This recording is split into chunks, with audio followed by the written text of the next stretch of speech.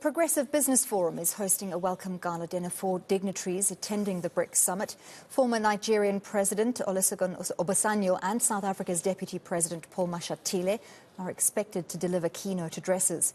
Our senior reporter Aviwe Mtila is attending the event and he joins me now. Aviwe, that event started at 7 o'clock, 2 hours and 11 minutes into the event. Can you tell us a little bit more about the discussions that have been held?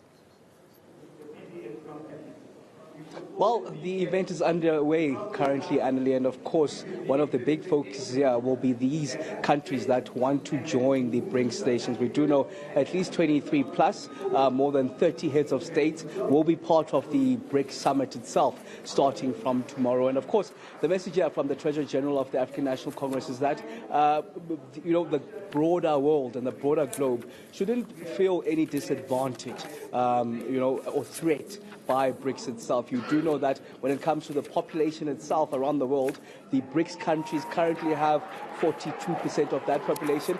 Even when it comes to the GDP contribution to the rest of the world, it holds, a big stake, 32% when it comes to the GDP output, bigger than the G7 countries, in fact, which hold at least 30%. In fact, let's catch up now with the TG of the African National Congress. TG, thank you for joining us at ENCA. Your message seems to suggest that the countries shouldn't feel threatened by BRICS, especially now that there are talks of expansion. Do you get that sentiment that already they're threatened by BRICS, the bloc itself? There are a lot of indications everywhere that points to the fact that there is anxiety. And we are, as BRICS countries, giving an assurance that the focus is on our own development. It is many years and centuries that particularly Africa has been living on aid. It is now time for Africa to exploit its economic endowments, its demographic dividend, the young, youthful population, and the various resources it has for development, and to trade also within BRICS, and including also those that are not part of BRICS. So I think it's important that we reassure that our focus is to build a just world, a multipolar world, and to have a healthy multilateral engagements and instruments. We think that it is time also for ourselves in the BRICS countries, the South, to also come of age, to stand up for ourselves so that we are shoulder to shoulder with the West. So technology can help us leapfrog the West and not go through the whole process of development and innovation, and we are looking at exploiting all those issues.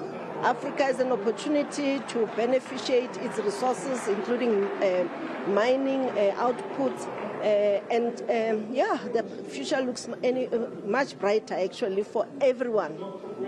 Thank you. TG, it's the 15th summit itself, third one held in South Africa. Yeah.